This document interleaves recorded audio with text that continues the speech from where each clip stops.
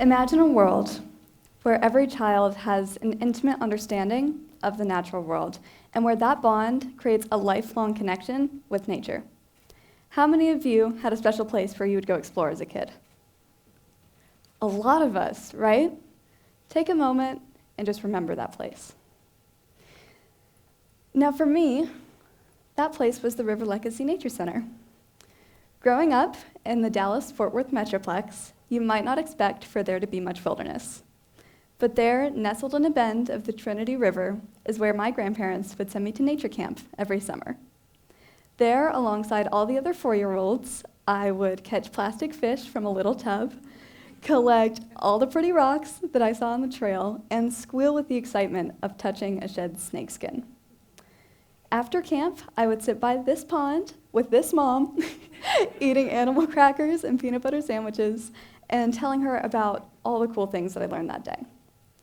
That's where my love of nature sprouted, and that's why nature education is so important.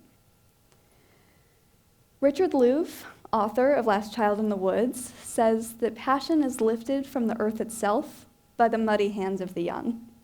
If we are going to save environmentalism and the environment, we must first save an endangered indicator species, the child in nature. Now, a study done by Cambridge University in 2017 proves that young adults that spent time in nature as kids are far more likely to care about the environment into adulthood. Not only does a connection to nature create a sense of stewardship, but time in nature also contributes to a child's social, emotional, and educational development and improves their mental health.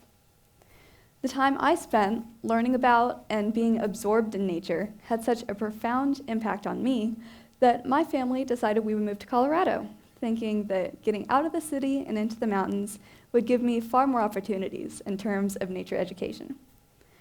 But to our surprise, when we moved there, we found that there were no nature programs like the one that I had in Texas. And so, as you do, we decided to create our own.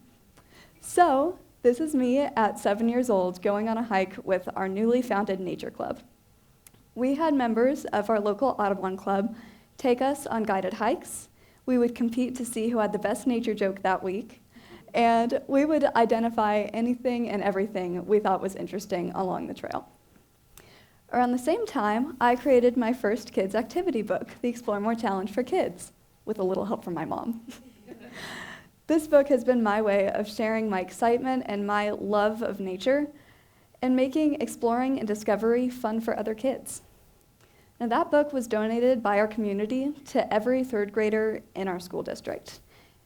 And I continued to distribute those books through that nature center up until COVID hit, and we moved to New York to be closer to family. We chose the Adirondacks because we heard about this really cool natural science museum called the Wild Center with incredible opportunities for youth and teens. Because of the Wild Center, I have had the opportunity to meet Jane Goodall and go to conferences with Al Gore, and because of the Wild Center, I'm here talking to you all today. My wish is for every kid to have a place like this. I envision bringing nature-based education to kids in every community, whether that's in a huge city or a tiny town. And my idea of how to do that is through mobile nature centers. Imagine a converted school bus, a schoolie, rolling into a neighborhood and transforming a vacant lot into a hub of nature education. Going to schoolyards, farmers markets, community events. This is a way for everyone to have access to a nature center. My dream is simple: universal access to both nature and nature education. Through initiatives like mobile nature centers, we can empower communities, educate future leaders, and ensure that nature's wonders are accessible for everyone. Thank you.